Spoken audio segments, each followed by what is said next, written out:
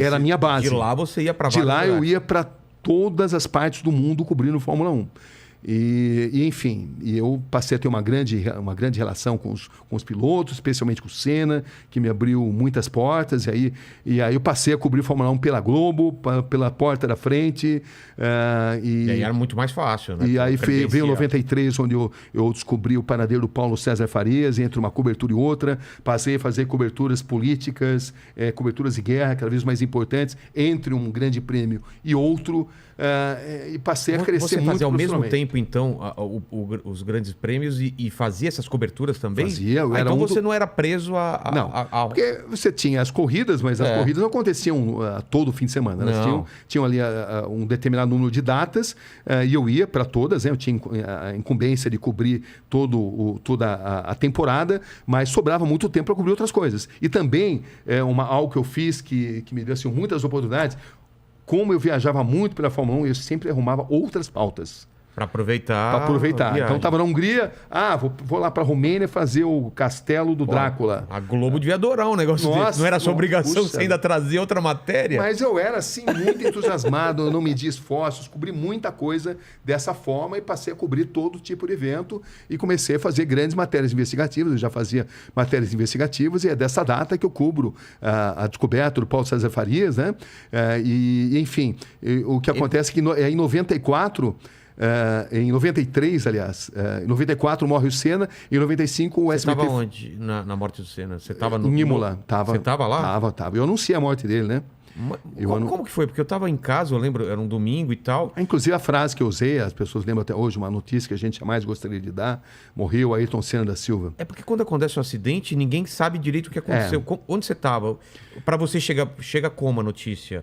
Olha, alguém está em campo? Aquele fim de semana, foi um fim de semana... Isso, eu vou tentar resumir aqui, isso é um dos capítulos do livro, né? Mas enfim, foi o fim de semana mais diferente, mais nefasto de toda a história da Fórmula 1, porque na sexta-feira você teve o acidente do Roland Ratzenberger. Exatamente. Aliás, desculpe, na sexta-feira você teve o acidente do Rubens Barrichello.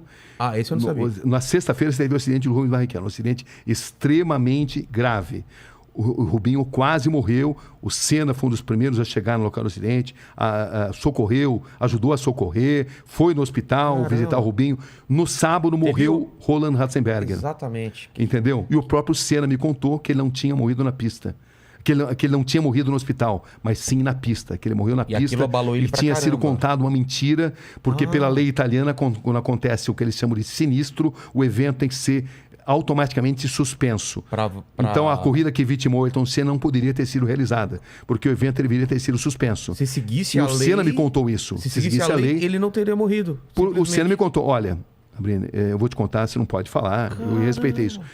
O Ratzenberger morreu na pista, não morreu no hospital, mas está sendo divulgado que morreu no hospital para possibilitar a realização do evento. O Senna não queria correr, estava muito abalado, porque ele se sentia sob pressão, pela falta de segurança dos carros da Fórmula 1 naquela época, pelo fato de ele ter lutado muito para ir para o Williams, e quando ele chega na Williams ele encontra um carro totalmente desequilibrado e era difícil explicar para o público que o carro que no ano anterior tinha suspensão ativa e que nadava de braçada em relação aos concorrentes, era um carro pior que o do Schumacher, cuja Benetton estava burlando o regulamento.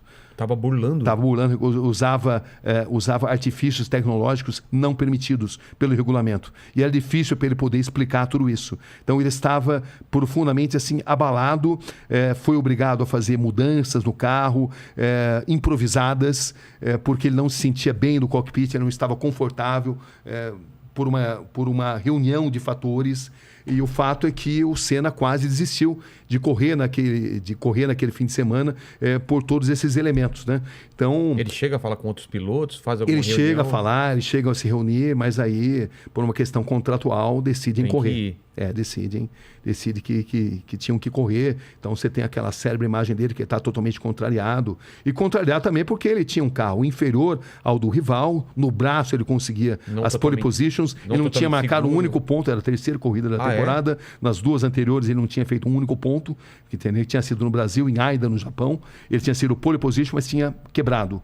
Entendeu? Tinha tido um acidente e tinha parado, né? Não tinha marcado o ponto. E ele estava se sentindo sob pressão. Então ele tinha sido pole position mais uma vez, mas ele tinha ali no retrovisor Schumacher, arrojado, com um carro que não respeitava o regulamento, e era difícil para ele falar sobre isso. Era muito difícil. Então, tem uma série de detalhes, eu não vou contar tudo, porque senão a gente não fala de outro assunto, né? Mas